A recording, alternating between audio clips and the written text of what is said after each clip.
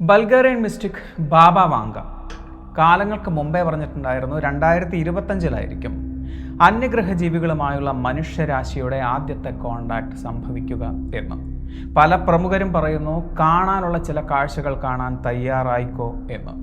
നമുക്ക് പരിചയമില്ലാത്തൊരു വസ്തു ആകാശത്ത് നിന്ന് കറങ്ങുന്നൊരു കാഴ്ച കൗതുകത്തോടു കൂടിയാണോ ഒരൽപ്പം ഭയത്തോടു കൂടിയാണോ നമ്മളിനി കാണാൻ പോകുന്നത്?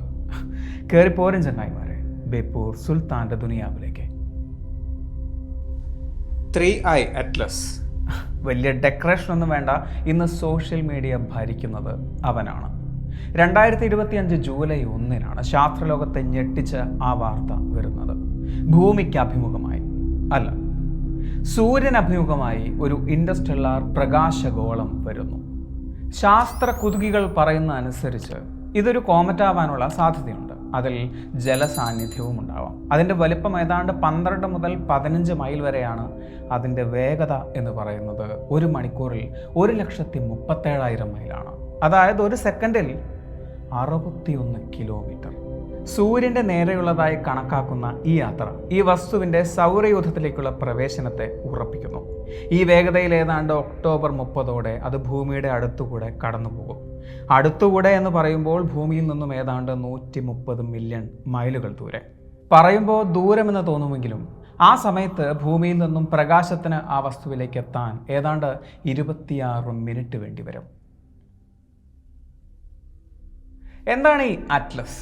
അറ്റ്ലസ് എന്നാൽ ഭൂപടങ്ങളുടെ ഒരു പുസ്തകമാണ് എന്ന് നമുക്കറിയാം. എന്നാൽ ഇവിടെ അറ്റ്ലസ് എന്ന വാക്കുകൊണ്ട് ഉദ്ദേശിക്കുന്നത് ഒരു വലിയ പേരിൻ്റെ ഷോർട്ട് ഫോം ആണ്. അതായത് asteroid terrestrial impact last alert system Atlas. അത് ചിലിയിലുള്ള ഒരു ടെലസ്കോപ്പാണ്.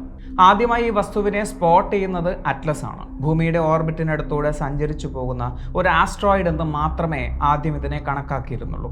പിന്നീടാണ് ഇത് ചില്ലറക്കാരനല്ല എന്നും നമ്മുടെ സൂര്യനേക്കാൾ 200 ബില്യൺ വർഷങ്ങൾക്ക് മുമ്പേ പ്രപഞ്ചത്തിലൂടെ സഞ്ചാരം തുടങ്ങിയ മഹാനാണെന്നും കണ്ടെത്തിയത്. അതുകൊണ്ട് തന്നെ അവനെക്കുറിച്ചുള്ള പഠനങ്ങൾ കാര്യമായി തന്നെ നടന്നു. പല പേപ്പറുകളും ഈ ഒരു വിഷയത്തിൽ പബ്ലിഷ് ചെയ്യപ്പെട്ടു എങ്കിലും ഇന്ന് ഏറ്റവും കൂടുതൽ ചർച്ച ചെയ്യപ്പെടുന്നത് ആവി ലോബ് എന്ന ആസ്ട്രോഫിസിസിസ്റ്റിൻ്റെ കണ്ടെത്തലുകളും സിദ്ധാന്തങ്ങളുമാണ്. ആവി ലോബ് ഗലീലിയോ പ്രോജക്റ്റിൻ്റെ ഒരു കോഫൗണ്ടറും ഹവാർഡ് യൂണിവേഴ്സിറ്റിയിലെ പ്രശസ്തനായ റിസർച്ചറുമാണ്. ഗലീലിയോ പ്രോജക്റ്റ് ഒരു റിസർച്ച് പ്രോഗ്രാമാണ്. അന്യഗ്രഹ ജീവികളെക്കുറിച്ച് ആസ്ട്രോഫിസിക്സ് അടിസ്ഥാനപ്പെടുത്തി നടക്കുന്ന ഒരു റിസർച്ച് പ്രോഗ്രാം. ഇനി പറയാൻ പോകുന്നത് ആവി ലോബിൻ്റെ നിരീക്ഷണങ്ങളാണ്. 2025 ജൂലൈ 1 ആ ഒരു വസ്തുവിനെ ആദ്യമായി നിരീക്ഷിക്കുമ്പോൾ തന്നെ അസാമാന്യ വലുപ്പമുള്ള ഒരു വസ്തുവിനെയാണ് താൻ നിരീക്ഷിക്കുന്നത് എന്ന് അദ്ദേഹത്തിന് തോന്നിയിരുന്നു. സാധാരണഗതിയിൽ 1 മൈലോളം വലുപ്പമുള്ള അതിനു ചുറ്റും പൊടിപടലങ്ങളാൽ മേഘം കൊണ്ട് മൂടപ്പെട്ട വസ്തുക്കളെയാണ് കാണാറ് എങ്കിലും ഇത് ഒരൽപ്പം വ്യത്യസ്തമായിരുന്നു. മറ്റൊന്ന്, അത് സഞ്ചരിക്കുന്നത് ഒരു പ്രത്യേക ട്രജക്ടറിയിലാണ്. ഭൂമിയുടെ ഓർബിറ്റിനോട് ചേർന്ന് സൂര്യനെ ചുറ്റുന്നത് പോലെ. അങ്ങനൊന്ന് യാദൃശ്ചികമാകും, പക്ഷേ അത് റാൻഡമായി സംഭവിക്കാൻ തന്നെ അദ്ദേഹം കാണുന്ന സാധ്യത എന്ന് പറയുന്നത് 0.2% മാത്രമാണ്. അതിൻ്റെ പാത ഒന്ന് നിരീക്ഷിച്ചാൽ നമുക്ക് മനസ്സിലാക്കാൻ കഴിയും അത് ഭൂമിക്ക് അടുത്തുകൂടെ സഞ്ചരിച്ച് സൂര്യന് പിറകിലൂടെ പോകുന്നുണ്ട്. ആ സമയത്ത് നമുക്കൊരിക്കലും അതിനെ നിരീക്ഷിക്കാൻ കഴിയുകയില്ല. അദ്ദേഹം പറയുന്നു അത് മനഃപൂർവ്വം അത് സൃഷ്ടിച്ചെടുത്തൊരു കണക്കുകൂട്ടലാണ് എന്ന്. സൂര്യനടുത്തുകൂടെ മാത്രമല്ല, ജൂപ്പിറ്ററിനടുത്തുകൂടെയും മാർസിനടുത്തുകൂടെയും വീനസിനടുത്തുകൂടെയും അത് സഞ്ചരിച്ചു പോകുന്നുണ്ട്. അതായത് ഈ സമയങ്ങളിൽ, നവംബർ മാസങ്ങളിൽ ഈ 3 ഗ്രഹങ്ങളും ഭൂമിയോട് അടുത്ത് നിൽക്കുന്ന സമയമാണ്. അതുകൊണ്ട് തന്നെ നമ്മളിൽ നിന്നും ഭൂമിയിൽ നിന്നും കാഴ്ച മറയ്ക്കാൻ വേണ്ടി ഈ ഒരു സമയം അവർ മനഃപൂർവ്വം തിരഞ്ഞെടുത്തതാണ് എന്നാണ് അദ്ദേഹം പറയുന്നത്. ചിലപ്പോൾ നിങ്ങൾക്കും തോന്നാം ഇത് യാദൃശ്ചികമല്ലേ എന്ന്. അവിടെയും അദ്ദേഹം പറയുന്നുണ്ട് ഇത് യാദൃശ്ചികമാണ് എങ്കിൽ തന്നെ അതിൻ്റെ സാധ്യത എന്ന് പറയുന്നത് 20,000-ൽ 1 മാത്രമാണ് എന്ന്. അതുകൊണ്ട് തന്നെ ആയിരിക്കാം ഇങ്ങനൊരു വസ്തു കണ്ടെത്താൻ നമ്മൾ ഇത്രയും വൈകിയത് എന്നും. We are late to the party.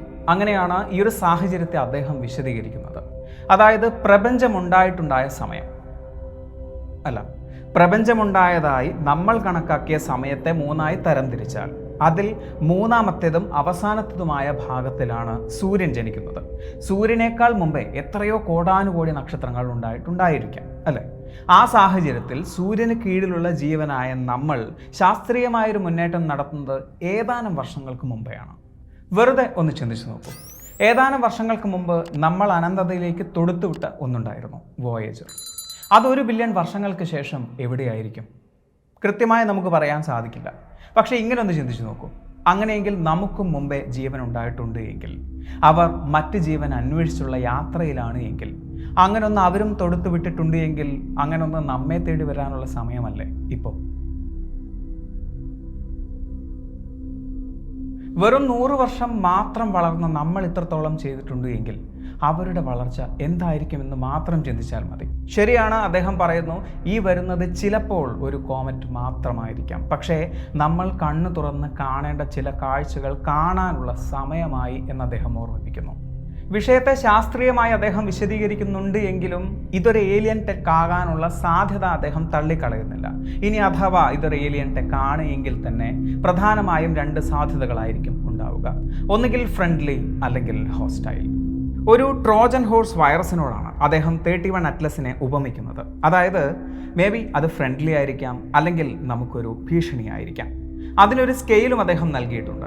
അത് നാച്ചുറൽ ഒബ്ജക്റ്റ് ആണ് എങ്കിൽ അതിൻ്റെ സ്കെയിൽ 0-ഉം, മറിച്ചാണ് എങ്കിൽ അതിൻ്റെ സ്കെയിൽ 10-ഉമായിരിക്കും. അങ്ങനെയെങ്കിൽ അതിന് ഒരു എഞ്ചിൻ ഉണ്ടായിരിക്കും, അതിന് കൃത്രിമമായി പ്രകാശം സൃഷ്ടിക്കാനും സാധിക്കും. അങ്ങനെയെങ്കിൽ അവർ ഒരു കൂട്ടമാകാനുള്ള സാധ്യതയുണ്ട്. ഇത്രയും കാലം വിദൂരതയിൽ നിന്നും വരുന്ന ഒരു അജ്ഞാത റേഡിയോ സിഗ്നലിനെയാണ് നമ്മൾ പ്രതീക്ഷിച്ചത് എങ്കിൽ ആ സ്ഥാനത്ത് നമ്മൾ ഇന്ന് കാണാൻ പോകുന്നത് ഒരു കൂട്ടം അതിഥികളെ അയക്കാം എന്ന്. പ്രപഞ്ചത്തിൻ്റെ അങ്ങേ അറ്റത്തു നിന്നും നമ്മെ തേടി ഇതിനു മുമ്പ് ഇൻഡർസ്റ്റെല്ലാർ വസ്തുക്കൾ കടന്നു വന്നിട്ടുണ്ട്. ഓമോമ, ബോറിസോ തുടങ്ങിയ പല വസ്തുക്കളും. അവ നമ്മെ കടന്ന് പോയിട്ടുമുണ്ട്. എന്നാൽ ഈ വസ്തു അവയേക്കാൾ ഒരൽപ്പം വലുതും വേഗത കൂടിയതുമാണ്. അതുകൊണ്ട് തന്നെ ഇതിൻ്റെ കഥകൾക്കും ഒരൽപ്പം ഭാരം കൂടുതലാണ്. ഒരുപക്ഷെ നമ്മെ ശല്യം ചെയ്യാതെ പുതിയ ഏലിയൻ കഥകൾ സൃഷ്ടിക്കാനുള്ള പ്രതീക്ഷകൾ നിലനിർത്തിക്കൊണ്ട് അത് കടന്നുപോയേക്കാം. അത് പറഞ്ഞപ്പോൾ തന്നെ ഒരു വിഷമം. അതല്ല എങ്കിൽ ഇനിയുള്ള ദിവസങ്ങളെന്ന് പറയുന്നത് ഇൻഡിപെൻഡൻസ് ഡേ സിനിമ പോലെ ഉത്തേജിപ്പിക്കുന്ന ദിവസങ്ങളായിരിക്കും. പക്ഷേ അതിനുവേണ്ടി നമ്മൾ 3 മാസം കൂടി കാത്തിരിക്കേണ്ടി വരും. എല്ലാം ഏലിയൻസിനെ ഒരു നോക്ക് കാണാൻ വേണ്ടിയുള്ളതാണല്ലോ എന്ന് ആലോചിക്കുമ്പോഴാണ് ഒരാശ്വാസം.